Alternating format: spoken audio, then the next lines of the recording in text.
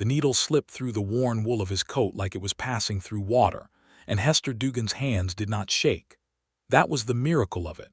Her hands had shaken for 7 months straight, ever since the night Colt Macready had put a gun to the back of her husband's head in the red firelight of a burning barn. But right now, in this moment, threading a length of dark thread through the torn lapel of a stranger's coat, her fingers were perfectly, unnervingly still. She had not asked the man's name. He had not offered it. He sat across from her in the dim back room of the Cornerstone Saloon in Laredo, Texas, in the spring of 1878, bleeding quietly from a gash along his left ribs that he had told her, in exactly 4 words, was not worth mentioning. He was wrong about that. She could see the stain spreading through his linen shirt like a rose opening in the dark. But the coat needed mending first, because the coat was the reason the town's marshal had not recognized him when he had walked in through the front door 20 minutes ago. The coat's collar had been standing against the back of his neck, and with it torn and hanging the way it was, with the distinctive dark blue lining flapping loose like a flag, he would have been made immediately. She did not know who he was. She did not know why that mattered, but something in the quality of his stillness, something in the way he had pressed his back against the wall the moment he came in, told her that it mattered enormously. So she had taken the coat from him, quietly, without ceremony, without asking a single question that he might have answered with a lie, and he watched her like she was something rare.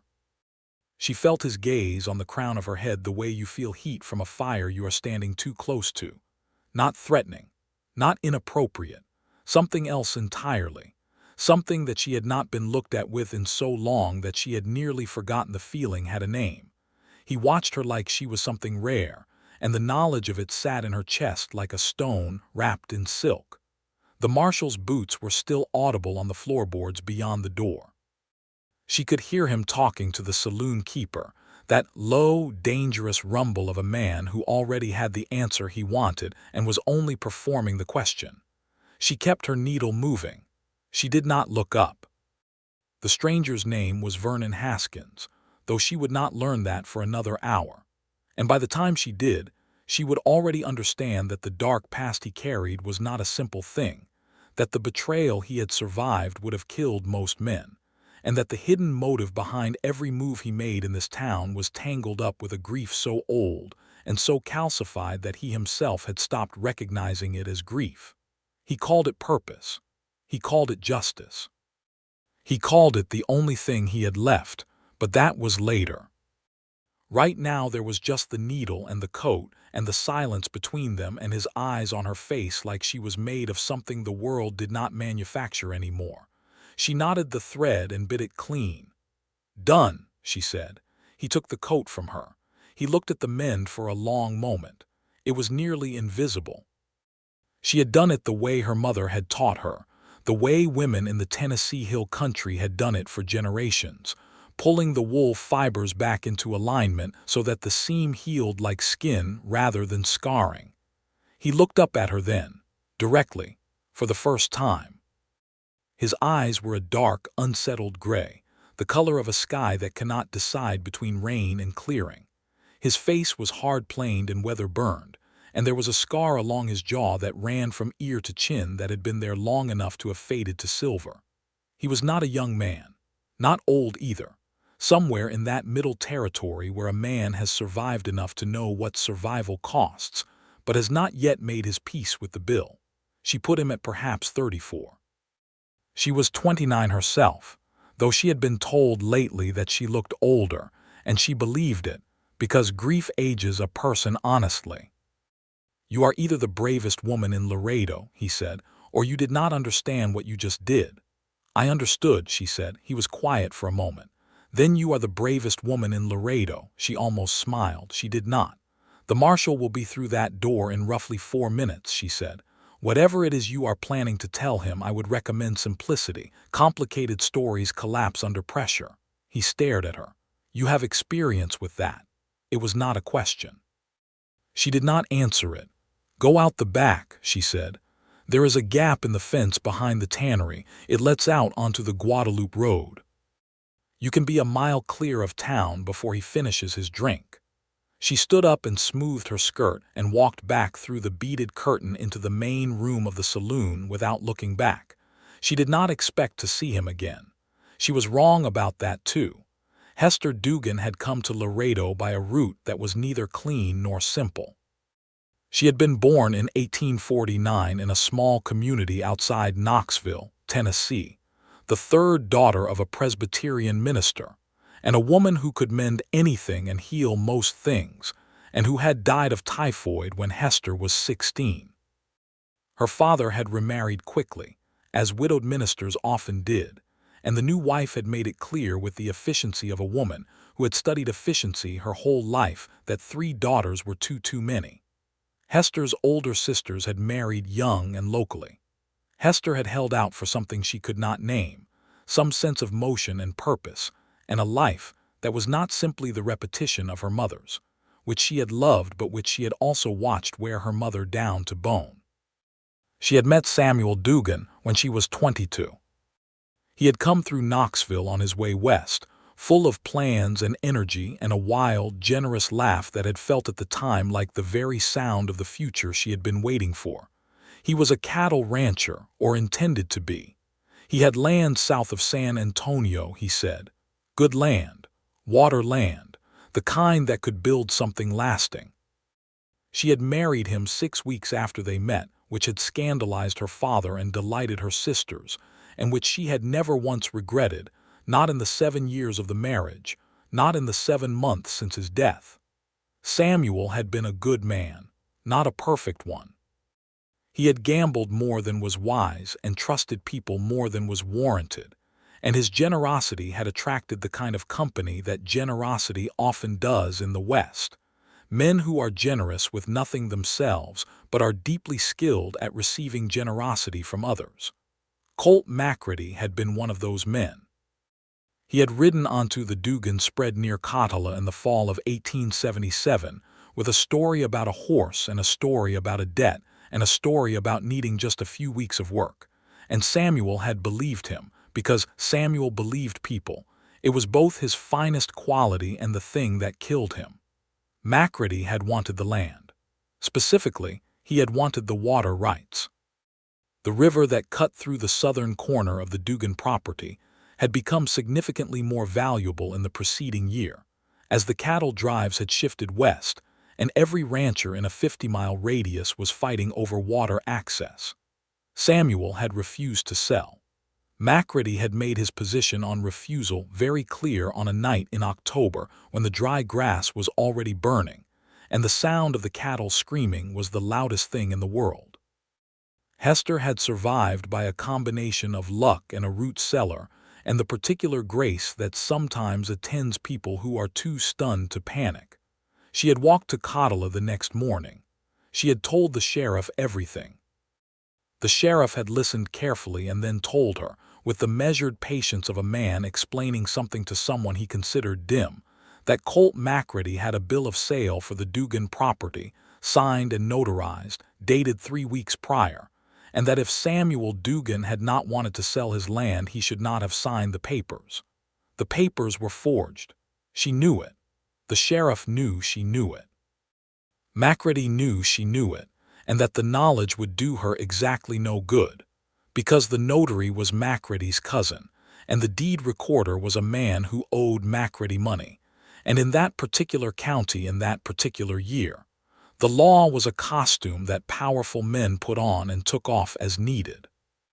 She had left Catala with the clothes she had walked in and the money she had been hiding under the root cellar floorboard, $42 and some cents, and the sewing kit her mother had given her that was so old and so used that the needle case was worn smooth as river stone. She had come to Laredo because it was south and unfamiliar, and because she had a distant connection there. A woman named Mrs. Pell who ran a boarding house and who had once been friendly with a woman who had been friendly with Samuel's aunt, which was a thin thread, but the only one she had. Mrs. Pell had taken her in on the understanding that Hester would help with the cooking and the mending for her room and a small wage. It was a life. It was not the life she had planned. But it kept her hands moving and her mind occupied, and it was preferable to the alternative, which was stopping. She had been in Laredo for 3 months when Vernon Haskins walked through the front door of the Cornerstone Saloon bleeding from his ribs, and she mended his coat in silence while the marshal drank on the other side of a beaded curtain. 3 days after that night, she was hanging laundry in the side yard of Mrs. Pell's boarding house when she heard a step on the gravel behind her and turned and found him standing at the gate. He was cleaner than he had been. The injury to his ribs had clearly been attended to more thoroughly than that first improvised compress. She had suspected him of having stuffed inside his shirt. He was wearing the coat she had mended, and the mend was invisible in the morning light just as she had intended it. "Vernon Haskins," he said by way of introduction. "I know who you are," she said. He blinked. That surprised him. She could see it, and she filed the observation away. A man who was hard to surprise being surprised was interesting data. "How?" he said. "Mrs. Pell's other boarder is a telegraph operator," she said. "He is a man of few virtues but extraordinary ears." By the following morning, most of Laredo had a name to put to the description the marshal circulated. She turned back to the laundry. "You should not be here." "The marshal is not a stupid man, even if he is a slow one." "I know he is not stupid," Vernon said. "I need to speak with you. I cannot imagine why. You could have turned me in. You had every opportunity and a plausible reason, and you chose to do the opposite. I want to understand why." She was quiet for a moment. She clipped a shirt to the line and reached for another. "You were bleeding," she said, "and you were not threatening anyone." It seemed unnecessarily cruel to complicate your evening further. "That is not a complete answer." "No," she agreed, "it is not, but it is the answer I am prepared to give a stranger at my employer's gate on a Tuesday morning." He was quiet for a moment. "Then, may I come in?" She considered him. He stood at the gate with his hat in his hands and the morning sun cutting across his face, and there was something in his posture that she recognized. Not defeat exactly, something more disciplined than defeat. The posture of a man who has trained himself to ask for nothing, and is finding the act of asking difficult and doing it anyway because the need is genuine. "Mrs. Pell does not encourage male visitors before noon," she said. "There is a coffee house on Hidalgo Street. I walk past it at 11 when I do the marketing. If you happen to be there, I cannot prevent you from sitting at the adjacent table." She did not look at him when she said it. She heard the gate latch close softly behind him. At 11 o'clock she walked past the coffee house on Hidalgo Street, and Vernon Haskins was at a corner table with 2 cups of coffee and a discretion about his posture that she appreciated. She sat down. She picked up the coffee. She waited. "Colt Macready," he said very quietly. The coffee cup stopped halfway to her mouth.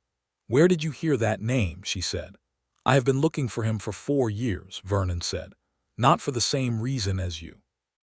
But I think our reasons are close enough that we might be useful to each other." She set the cup down. She looked at him directly, the way she had not let herself look at him 3 nights ago in the back room of the saloon, when the watching had all been on his side. She studied his face for the quality of what was behind it, the way you look at a piece of fabric to determine its integrity, looking past the surface pattern to the weave beneath. "Tell me your reason," she said. "4 years ago," he said, "Macready and 2 of his associates held up a stage between San Antonio and Del Rio. There was a payroll on the stage. There was also my younger brother who was riding guard. Macready shot him in the throat when he reached for his weapon. He was 20 years old." She was quiet for a moment. "I am sorry," she said, and she meant it in the specific way that people mean it when they have lost someone to the same category of violence, and the sympathy is not performance but recognition. "I tracked Macready for 2 years, Vernon said. "I got close enough twice to have him, and both times he had information I did not have, which meant someone was telling him I was coming. The second time, I was almost hanged for the robbery itself. That is my dark past, Mrs. Dugan, if you are wondering about it. I was charged with the crime that killed my brother, and I spent 14 months in Huntsville prison before a witness came forward who could place me in Austin on the day of the robbery." 14 months, she said. Yes. That is a particular kind of betrayal, she said, knowing who did a thing and being punished for it yourself. Yes, he said again. And you think Macready is in or near Laredo? I know he is. He moved his operations here 8 months ago. He has been working a different scheme, something involving land titles, which I understand you have personal experience with. She felt something cold move through her. You knew who I was before you walked into that saloon. I had heard your name. I knew your connection to the situation. I did not contrive the injury. But you knew that if you needed help, I might be a resource. He met her eyes steadily. I knew you had reason to want what I want, he said. Whether that made you a resource or an ally or nothing at all was something I could not know until I met you. And now that you have met me, he was quiet for a moment, and in that pause something shifted in the quality of his silence, something that was different from the calculated assessments of the preceding exchange, something more unguarded. Now I think you are considerably more than I expected, he said. She picked up her coffee cup again. Her hands were perfectly still. You said you needed to know why I helped you. I will tell you. I helped you because the marshal in this town is in Macready's pocket. I have known that since my second week here. A man who made the marshal nervous was, by simple logic, a man the marshal was protecting Macready from. Helping you was helping myself. She took a sip. That is the complete answer. Vernon Haskins looked at her for a long moment, and then, for the first time since she had met him, he smiled. It was a slow, reluctant thing, as if his face had forgotten how and was relearning the motion. All right, he said. Then let us be useful to each other. What followed over the next 2 weeks was a kind of partnership that Hester had not anticipated, and that she found herself navigating with the same careful, precise attention she gave to difficult mending work. Vernon had information and skills, and a particular understanding of Macready's operational patterns. She had something different and in its way equally valuable. She was invisible. Not in the way that the degraded and the dismissed are invisible, though she understood that kind of invisibility too. She was invisible in the way that competent women who do not demand attention are invisible in public spaces, passing through them without friction, hearing things that were never meant for her ears, observing things that men did not bother to conceal, because they had not thought to think of her as someone who was paying attention. She learned where Macready's men drank and when.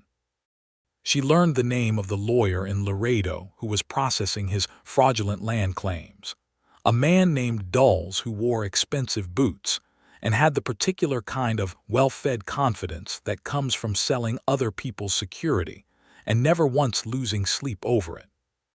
She learned that Macready himself was not yet in Laredo but was expected within the month, traveling up from Monterey where he had been conducting business of the cross-border variety, the sort that the Rangers were interested in and the Federals were even more interested in. She brought this information to Vernon in increments, meeting him at the coffee house every 2 or 3 days, always at different times, always briefly. Each time she sat down across from him, she brought him what she had gathered, and he listened with the complete, unself-conscious attention of a man who had learned to value information above pride, which meant he did not interrupt and did not second-guess, and did not add unnecessary commentary. She found this quality in him profoundly restful. Samuel had been a talker, warm and generous and given to elaboration, which she had loved. But this silence, this quality of focused listening, was something she had not known she wanted until she encountered it.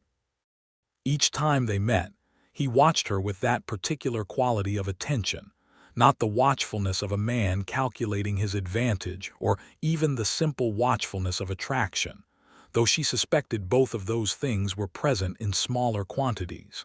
It was something deeper, something almost careful, as if he were in the presence of something that could be startled away. On the 11th day, after she had given him a detailed account of a conversation she had overheard between 2 of Macready's men at the dry goods store regarding a deed transfer scheduled for the following Thursday, he said, without preamble, "How are you sleeping?" She looked up from her coffee. "I beg your pardon. It is a genuine question," he said, Not an intrusion. You have been doing something difficult for 11 days without anyone asking you how you are managing it. I am asking." She was quiet for a moment. She was not accustomed to the question. Mrs. Pell was a kind woman but not an observant one. The other boarders were absorbed in their own lives. No one had asked her how she was managing anything in a very long time. "Not well," she said, "though I am functional." "Functional is not well," he said. "No," she agreed, "but it is adequate." He nodded, accepting this. He did not push. She appreciated that too. "I have nightmares," she said, surprising herself. She had not intended to continue, but there was something about the stillness he offered that made speech feel possible in a way it generally did not. "About the barn, about the sound of the cattle.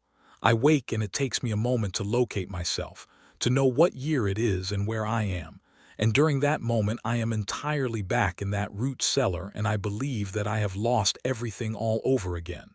She paused. "Then I locate myself and it is merely bad rather than catastrophic, and I get up and I make myself useful and the day proceeds." "That is considerable courage," he said, "doing that every morning." "It is not courage," she said. "It is habit." "I think you do not give yourself enough credit for the courage it takes to continue," he said. "I have had occasion to test my own willingness to continue, and it is not as automatic a thing as people assume." She looked at him. He met her gaze without deflection, and in his face she saw something that she recognized because she had seen it in her own mirror.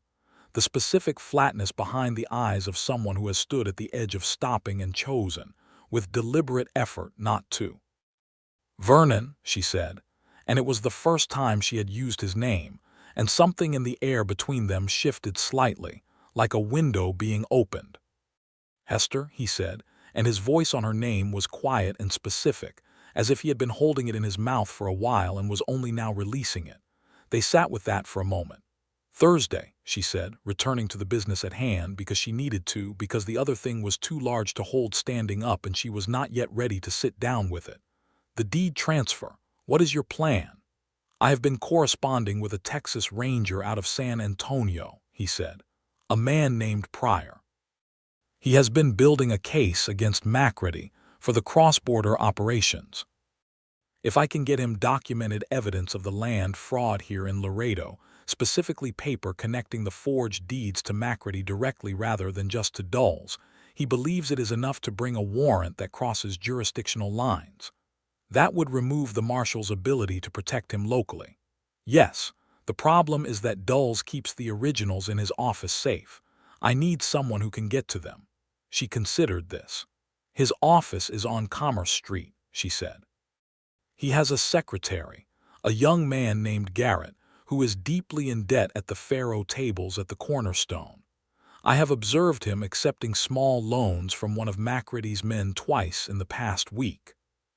"Which means Garrett is owned," Vernon said. "Which means Garrett is frightened," she corrected gently. "Owned and frightened are different conditions and they require different approaches. A man who is owned has no exit. A man who is frightened very much wants one." She paused. If Garrett understood that there was a way out of his situation that did not involve being buried in the scrubland south of town, he might be persuaded to make a key available. Vernon studied her. "That is considerably more nuanced than my plan, which involved a crowbar." She felt the smile come before she could prevent it, and this time she let it. "I rather thought it might be." She spoke with Garrett the following day, briefly and in the back corner of the dry goods store while ostensibly selecting thread. She did not threaten and she did not perform. She simply described, in the precise and unhurried language of someone stating facts, what she knew about his situation and what she was offering as an alternative.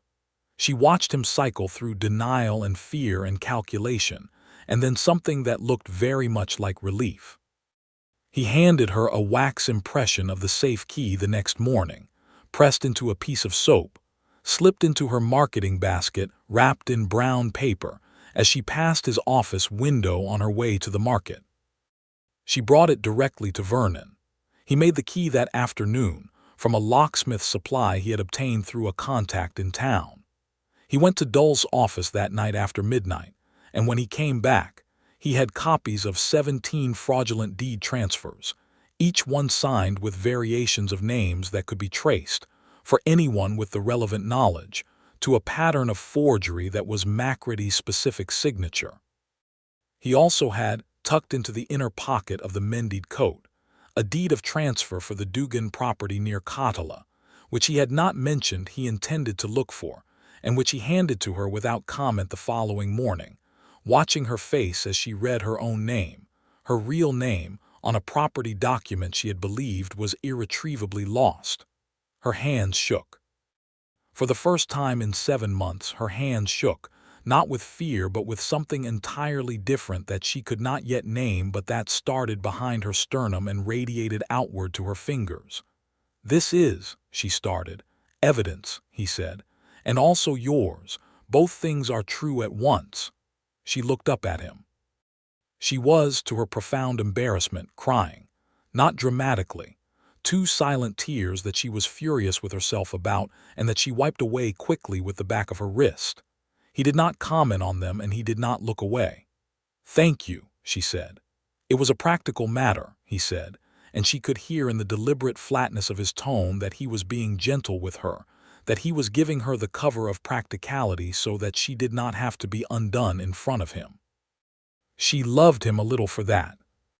She recognized it instantly for what it was, and she tucked it away the way you tuck away something valuable when you are not yet somewhere safe enough to take it out and examine it properly. The ranger named Pryor arrived in Laredo 4 days later, traveling quietly and without the theatrical fanfare that rangers sometimes affected when they wanted to make a point. He was a lean, methodical man in his 40s, who smoked a pipe and spoke in an almost academic cadence that contrasted usefully with his reputation, which was formidable. He met with Vernon and with Hester together in the back room of the coffee house on Hidalgo Street, with the door bolted and a man Vernon trusted watching the street. Pryor reviewed the documents. He reviewed them carefully without speaking for a long time. Then he looked up.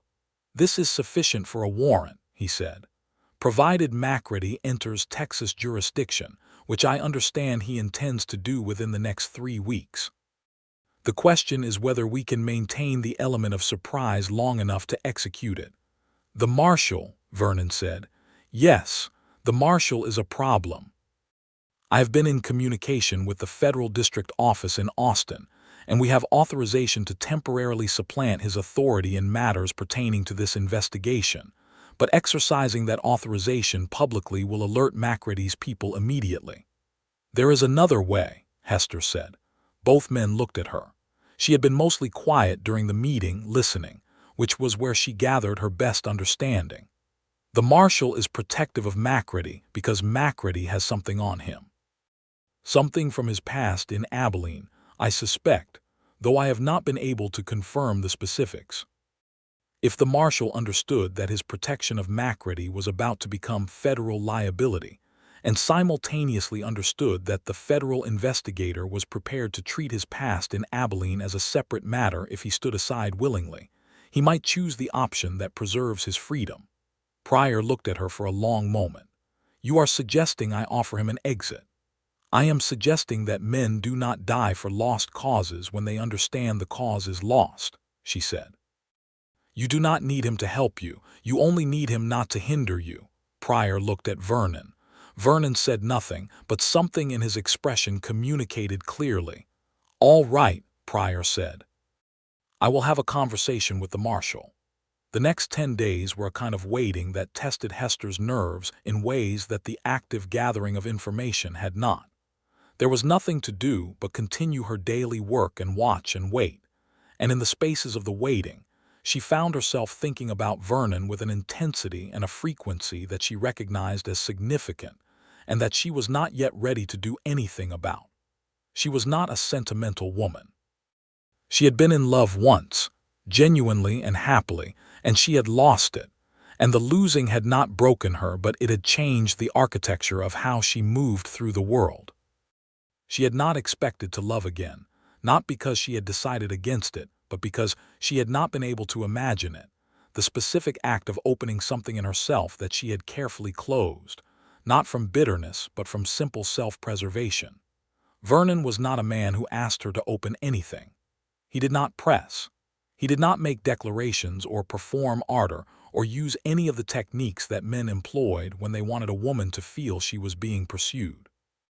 What he did was simpler and, she found, far more devastating. He was simply, completely present with her when they were together. He gave her his full attention. He told her the truth. He was interested in what she thought, and he showed it by listening and by the specific quality of the questions he asked, which were the questions of someone who genuinely wanted to understand rather than someone who was performing understanding in order to be liked. He had told her, over the course of their various meetings, the story of his life in pieces, not as a confessional narrative but as answers to questions, offered without embellishment. He had grown up in a small town in central Texas, the oldest of 4 children.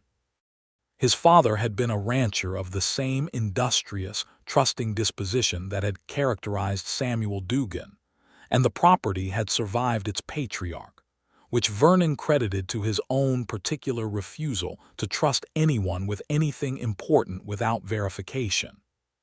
He had worked cattle until he was 22, at which point he had joined a surveying outfit, which had taken him across most of the southwestern territories and given him a precise and detailed understanding of land and landscape that had later been useful in ways he had not anticipated. He had come back to ranching at 26, establishing a small property of his own east of San Antonio, and had been building it slowly and competently when the robbery and his brother's death had interrupted everything. "The ranch," she asked him once, "is it still yours?" "I had a man looking after it while I was in prison," he said. "I came back to it after I was released. It is there, it needs work." "But you have not gone back." "Not permanently, not while Macready was still loose." She looked at him, and when this is done, he looked at her for a long moment. Something moved in his face carefully, like something coming toward a surface from a great depth. "I had been planning to go back alone," he said, "and find that adequate." The silence after that was the loudest thing she had heard in a very long time. She did not respond to it, not then, but she carried it with her back to Mrs. Pell's boarding house, and she sat with it in the dark of her room long after the lamps were out, and she pressed her hands flat against the quilt and felt them perfectly, unshakably still. Colt Macready arrived in Laredo on a Wednesday in late April, 1878. He came in from the south with 2 men flanking him, and the easy, proprietary manner of a man who has never in his life doubted that the world would arrange itself according to his preferences.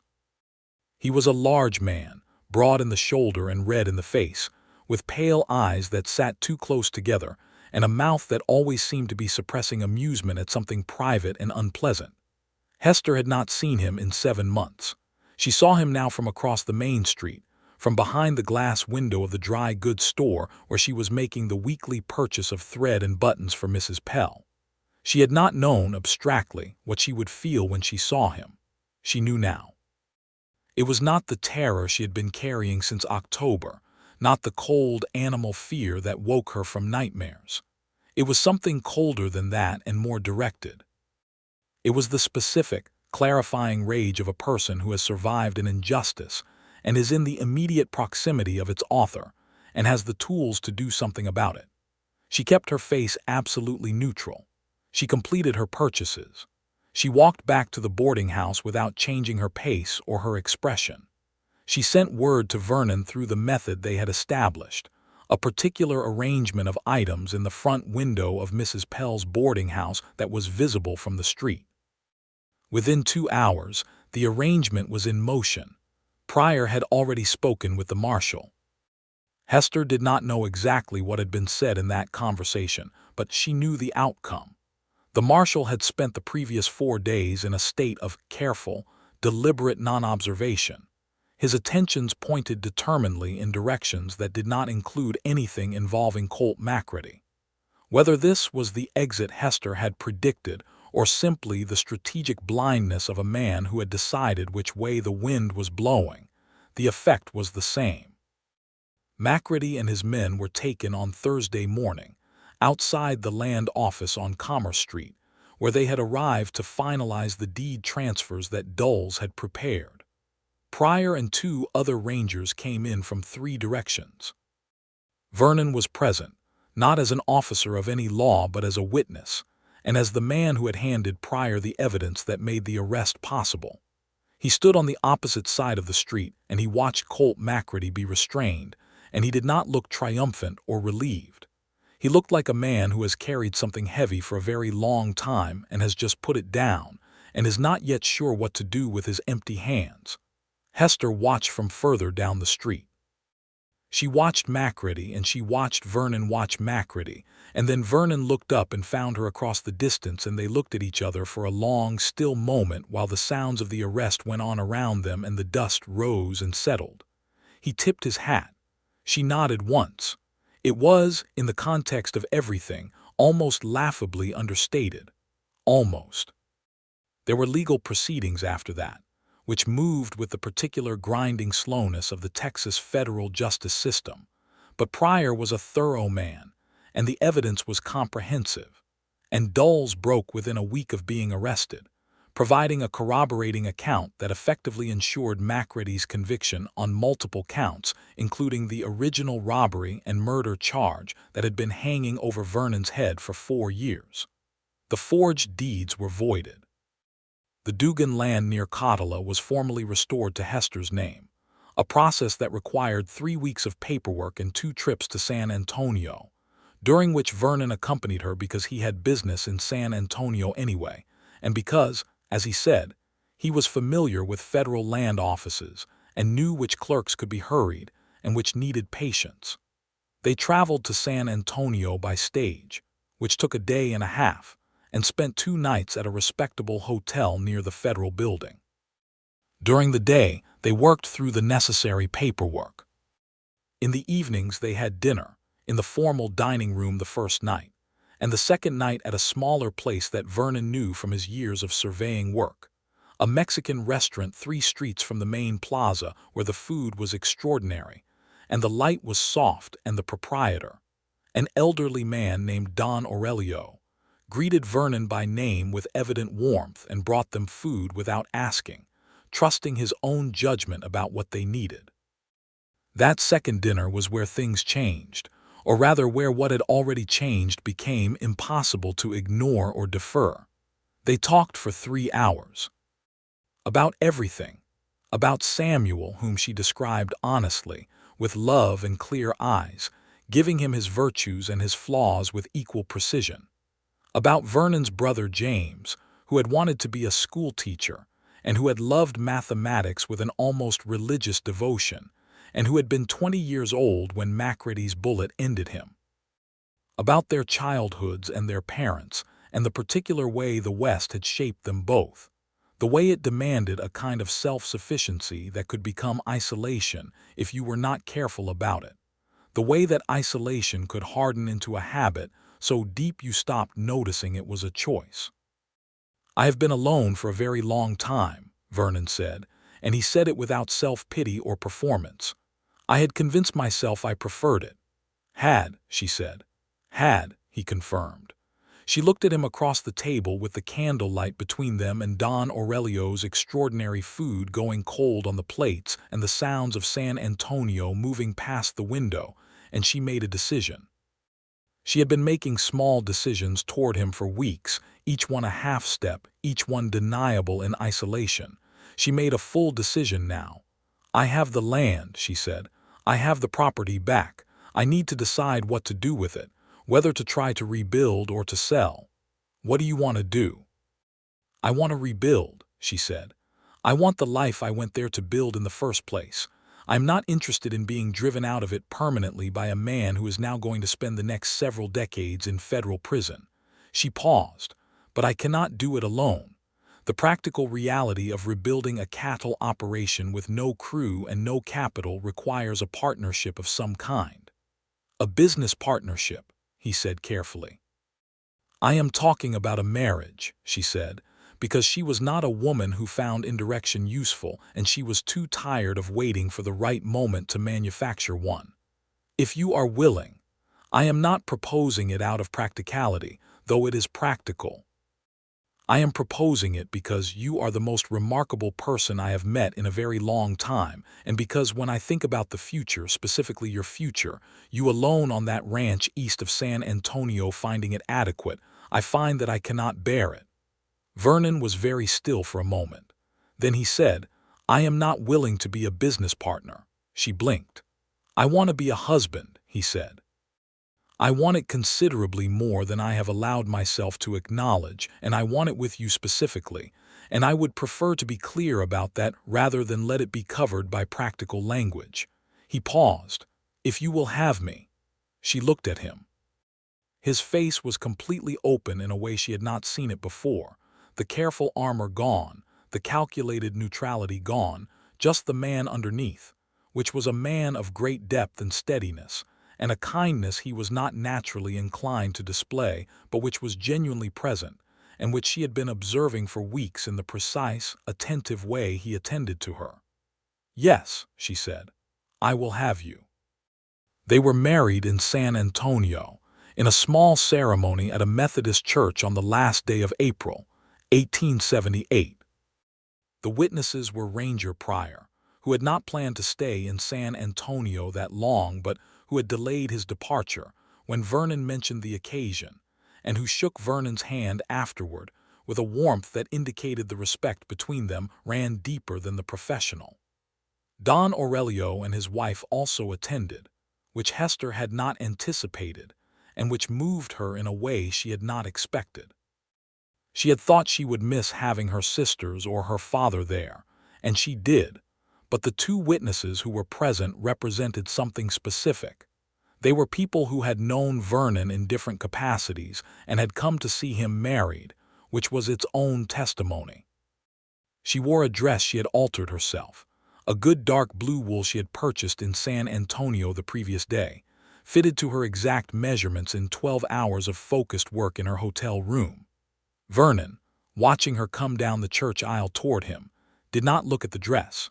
He looked at her face, with that specific quality of attention she had come to know, that quality of seeing her completely, and she felt it settle over her like something she had been cold without and had not known it.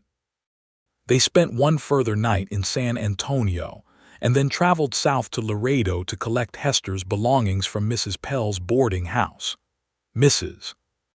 Pell was gratifying in her response, weeping slightly and pressing upon Hester a jar of preserved peaches and a handmade quilt, and a piece of advice about marriage that was so practical and unsentimental that Hester laughed for the first time in what felt like years. And then they went east, toward the property near Catala. The Dugan land, which was now the Haskins land, though Hester kept Dugan on the deed as well, because it had been her family name as much as Samuel's, and she was not interested in erasing it, was in worse condition than she had imagined and better condition than she had feared. Macready's operation had stripped the place of most of its movable value, the cattle, the horses, the equipment, the furniture. The barn had been rebuilt hastily and not very well, but the house was structurally sound, the well was clear, and the water rights to the Southern River, which were now legally and unambiguously Hester's, were intact. They arrived on a Wednesday in early May, pulling up to the house in a wagon they had purchased in Catala along with enough supplies to get started. Vernon helped her down from the wagon and they stood in the late afternoon light looking at the house, and she slipped her hand into his, and he held it with the steady, undemonstrative firmness that characterized everything he did. "Needs work," he said. "Yes," she said, "it needs a great deal of work." "I am good at that kind of work," he said. "I know," she said. "So am I."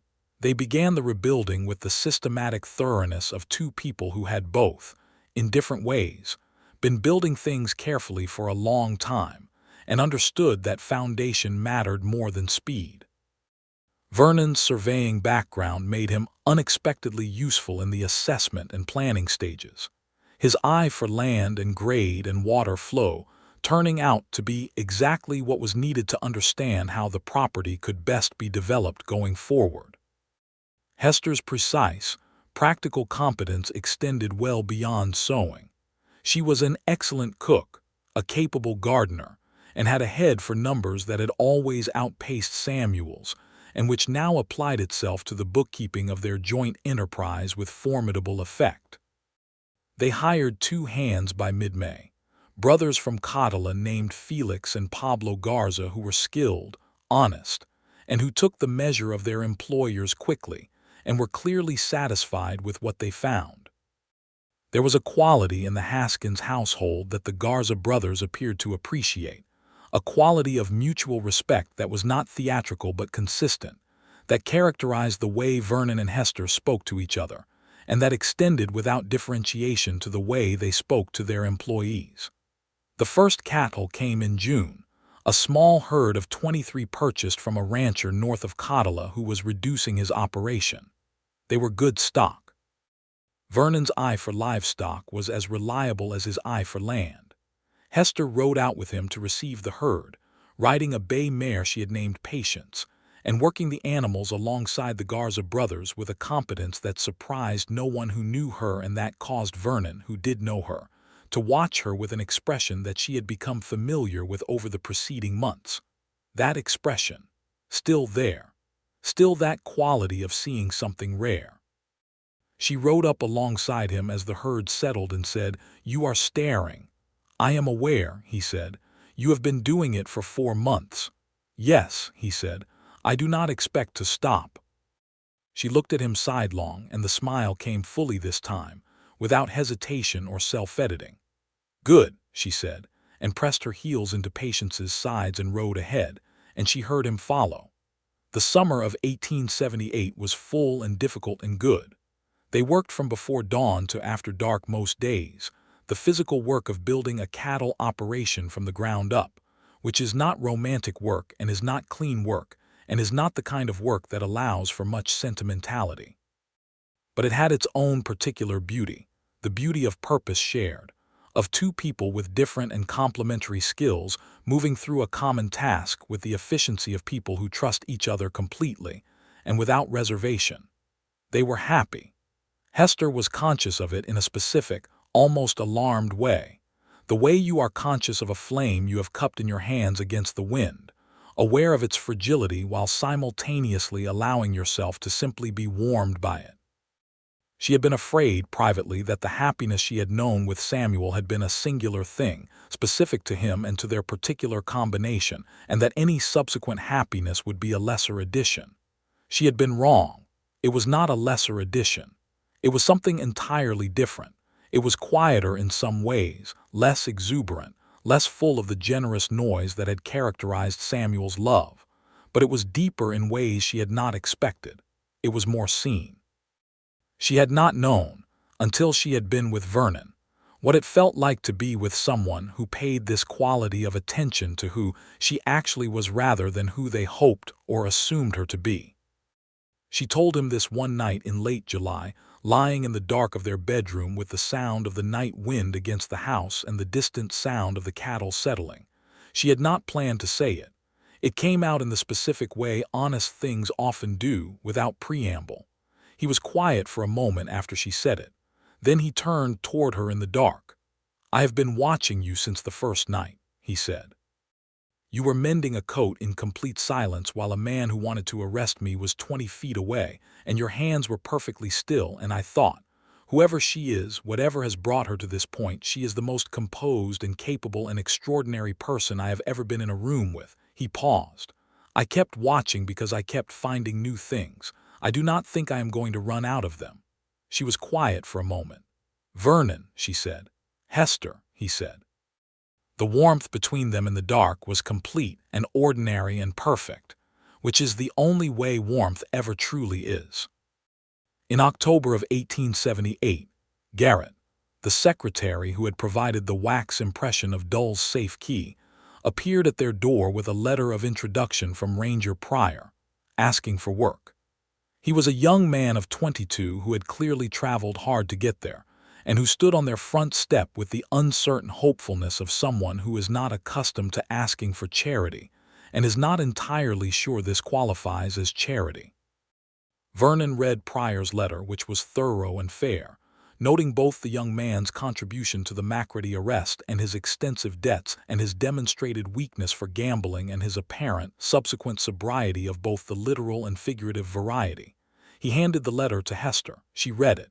"Do you have any experience with cattle?" she asked Garrett. "No, ma'am," he said. "With accounting or bookkeeping?" "Yes, ma'am. I can keep a ledger and I have a facility with numbers." She looked at Vernon. He said nothing, which meant he was leaving it to her, which she appreciated. "We have a small bunkhouse," she said. "The wages are modest.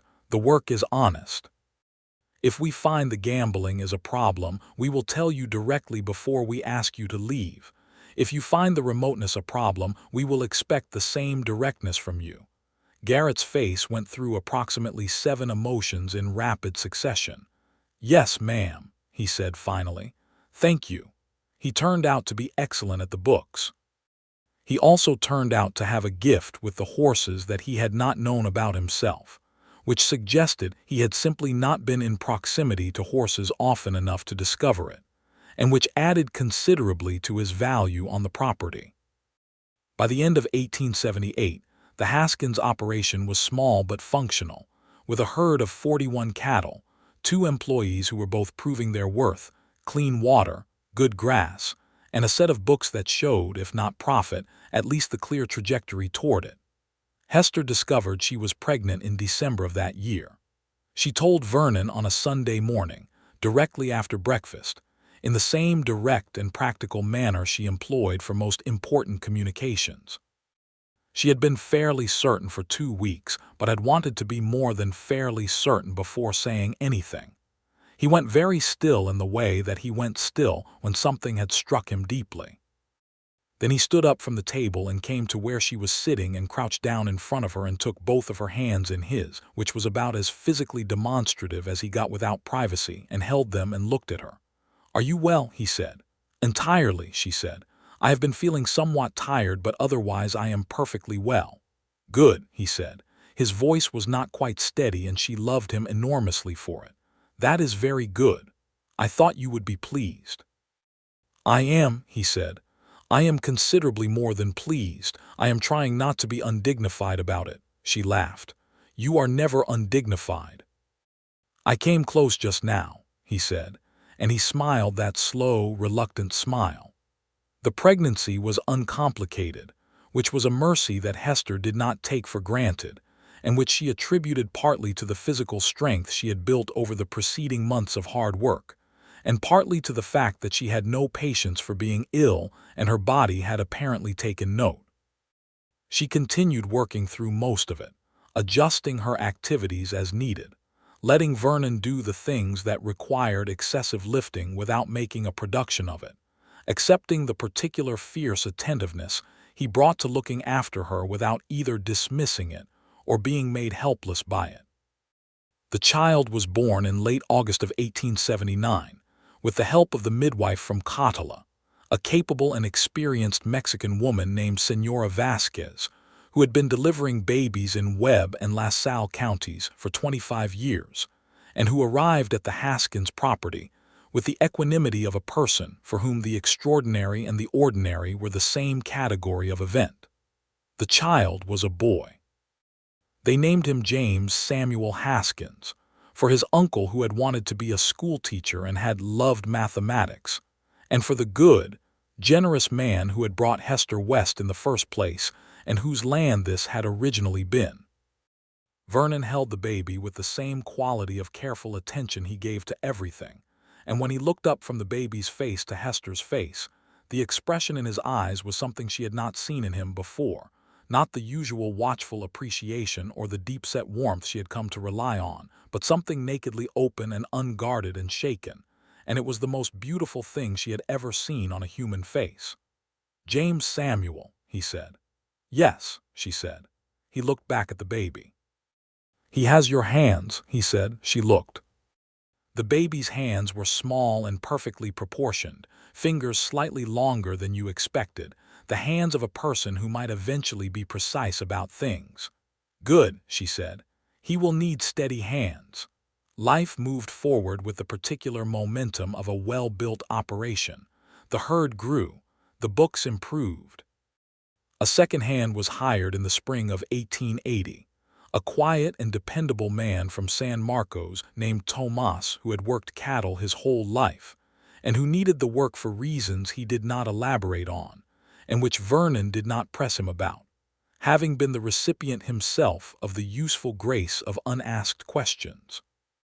Garrett, who had been faithful to his accounting responsibilities and entirely faithful to his sobriety, and who had developed from a frightened young man into something considerably more settled and confident, left them in the fall of 1880 to take a position with a bank in San Antonio.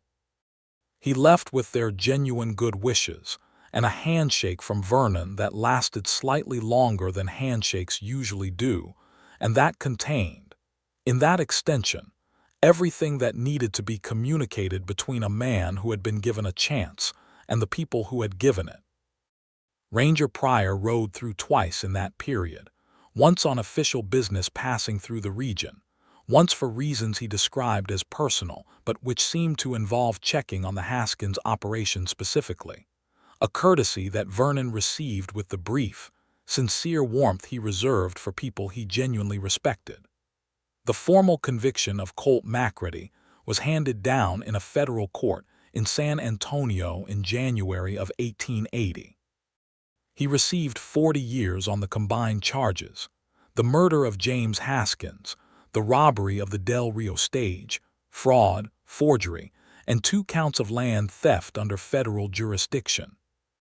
He was transferred to the federal prison in Huntsville, the same institution where Vernon had served 14 months for a crime McCready himself had committed. The symmetry was not lost on either of them. Vernon had not attended the trial.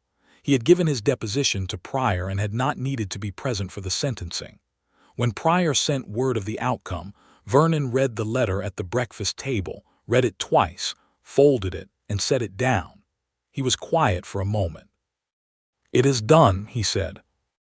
Hester, who was nursing James at the table because it was a working household, and she had long since stopped making adjustments to the regular schedule to accommodate the baby's requirements, looked at him across the table. She reached across with her free hand and placed it over his. "It is done," she said. "You can come home now." He looked at her. Something behind his eyes shifted, something deep, something that had been braced against a tension that had not released in 4 years and was releasing now. "I am home," he said. "I know," she said. "I mean the last part of you, the part that was still not here." He turned his hand over under hers and held it. "Yes," he said. "I think that is right." They expanded the house in the summer of 1881. It had served them adequately when it was just the 2 of them, and then just the 3 of them. But James was beginning to move around purposefully at nearly 2 years old, with the single-minded determination of a small person who has identified mobility as his primary project. And it was becoming clear that the house's current dimensions were insufficient for the combination of an active toddler and the working household's practical needs. Vernon drew up the addition himself, his surveying precision applied to the domestic scale with the same care he gave to the larger property, and they hired 2 carpenters from Cotala for the actual construction, which took 4 weeks and produced a proper extension with 2 additional rooms and a covered porch that ran the length of the south face of the house, and from which, on clear evenings, you could see the silver thread of the river 3 miles away in the fading light. It was on that new porch that Hester told Vernon she was pregnant again, in September of 1881. He received this information with rather more equanimity than the first time, which she had expected, but with a warmth no less genuine for being more composed. "James will have company," he said. "He will," she said. "He will either be delighted or devastated. There is no middle ground with him." "He will come around," Vernon said. "He is adaptable. He is exactly like you," she said. "He adapts, but he does not do it quietly." Vernon considered this. "I adapt quietly," he said. "Vernon, you have been adapting loudly and silently at the same time your entire life. James does the same thing. It is a specific mechanism." He was quiet for a moment. Then, "I suppose you would know." "I have been watching you for 3 years," she said. "I notice things." He looked at her then, that specific quality of regard, that watching like she was something rare that had not diminished in 3 years but had deepened, become more layered, more full of the specific knowledge of her that accumulated in a good marriage over time. "Yes," he said, "you do." The second child was born in April of 1882, on a cool spring morning when the land around the house was beginning its first tentative green push after a dry winter. It was another boy, which surprised nobody except Hester, who had been so certain it was a girl that she had already mentally named her 3 different names, and now had to surrender them with some regret. They named him William Pryor Haskins, the middle name a quiet acknowledgment of the ranger who had made it possible for them to be here at all, and who, when told of the name choice in a letter, wrote back a response that was short and characteristically direct, and which contained exactly one sentence that was neither short nor direct, a single long, unwinding sentence in which he expressed something that he clearly found difficult to express. Something about what it meant to see justice not only served but built upon, not only as an end but as a foundation. Hester read that sentence aloud to Vernon after dinner, and they were both quiet for a moment afterward. James Haskins, who had been 20 months old when William was born, and who had therefore had nearly enough time to establish his dominion over the household before being displaced, received his brother with the imperious suspicion of a person who has been tricked and knows it, and is determining the appropriate response. Within a week, he had determined that the appropriate response was proprietary affection, and he appointed himself William's primary guardian and protector with a seriousness that was both touching and mildly hilarious.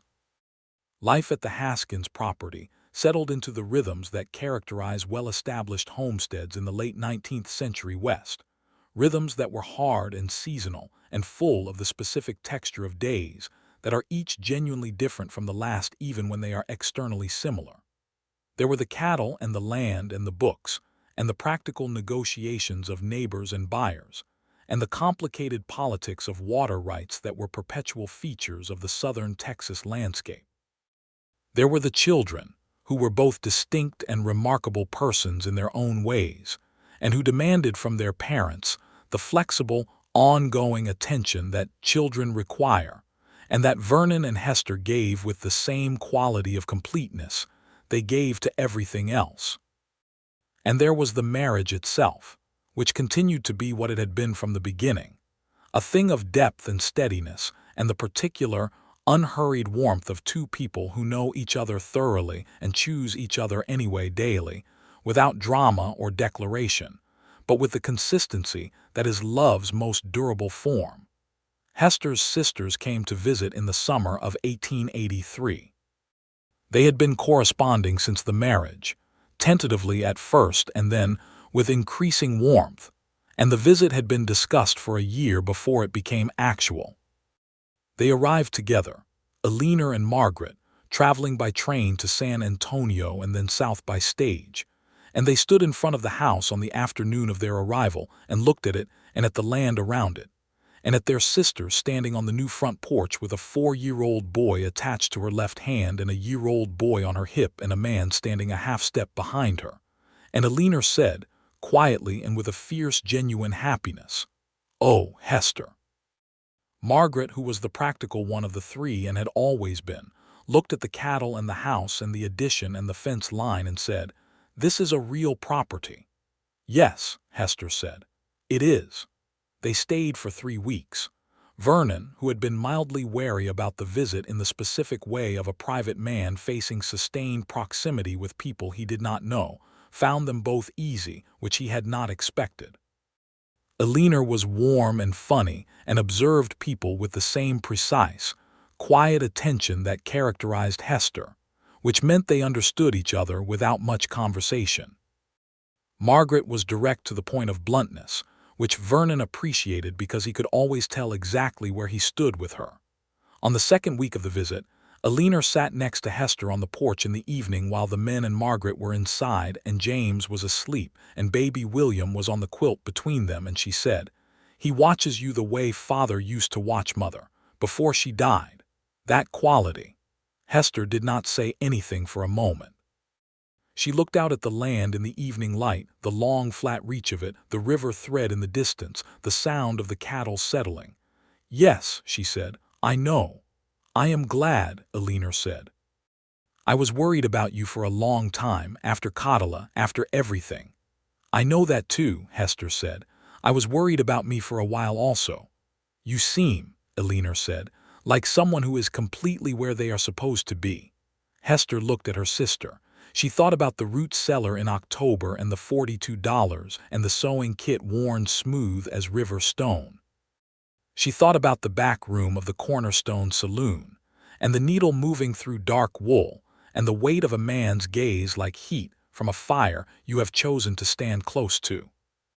She thought about the needle, the coat, the silence and the watching, and the long road from that moment to this porch, this land, this man, these children, this evening. "Yes," she said simply, "I think I am." Vernon came out onto the porch a few minutes later with 2 cups of coffee, one for Hester and one for Eleanor, and he set Eleanor's on the railing beside her. And then he stood behind Hester's chair and put the coffee in her hand, and stayed there for a moment with his hand over hers around the warm cup. And Eleanor looked at them both and looked away again, smiling at the middle distance. The years after the visit moved with the particular velocity of years that are full.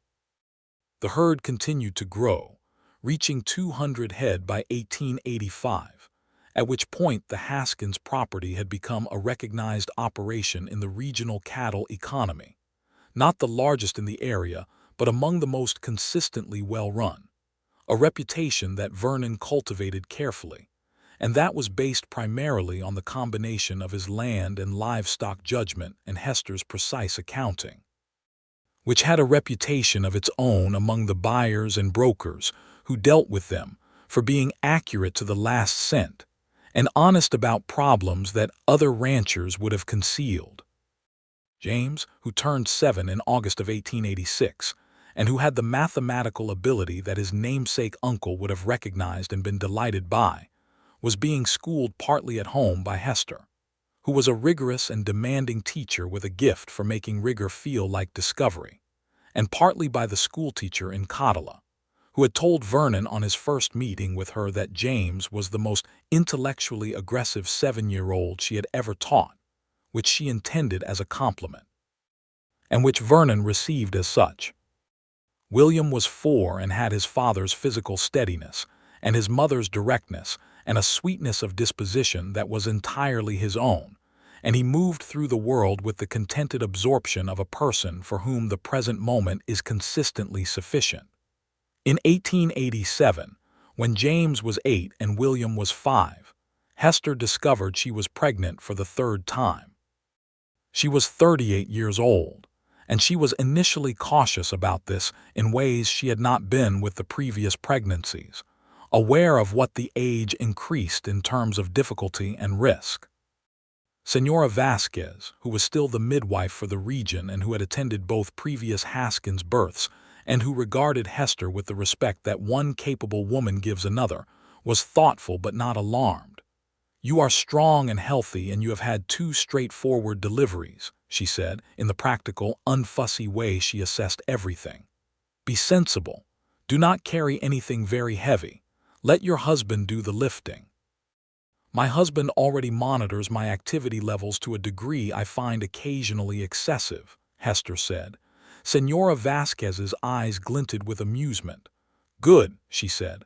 "Let him." This pregnancy was harder than the previous 2, not dangerously so but physically demanding in a way that required Hester to adjust her pace more significantly than she was naturally inclined to do. Vernon, who had been attentive in the previous pregnancies in his characteristically undemonstrative way, was this time visibly, quietly anxious in a manner that he managed with the same discipline he applied to everything, but that she could see, and that she found moving rather than irritating. "I am going to be fine," she told him one evening. "I know," he said, "you are not entirely convinced." He looked at her. "You are 38, he said. "I am allowed a degree of concern." You are, she agreed. I am allowing it. I am simply noting that it is visible.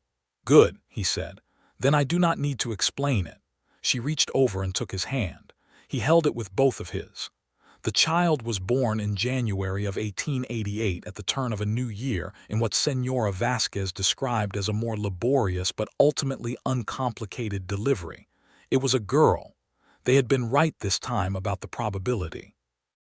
James, who had been advocating for a sister for 2 years with the persistent, logical argumentation of a 9-year-old, who has identified a position and refuses to abandon it, received the news with a satisfaction so complete it was almost regal. They named her Clara Eleanor Haskins, the middle name for Hester's sister who had come to visit and who had understood on that porch in the evening light exactly what she was seeing. When the letter reached Eleanor in Knoxville, she cried for 20 minutes, which was significantly more emotion than Eleanor generally displayed.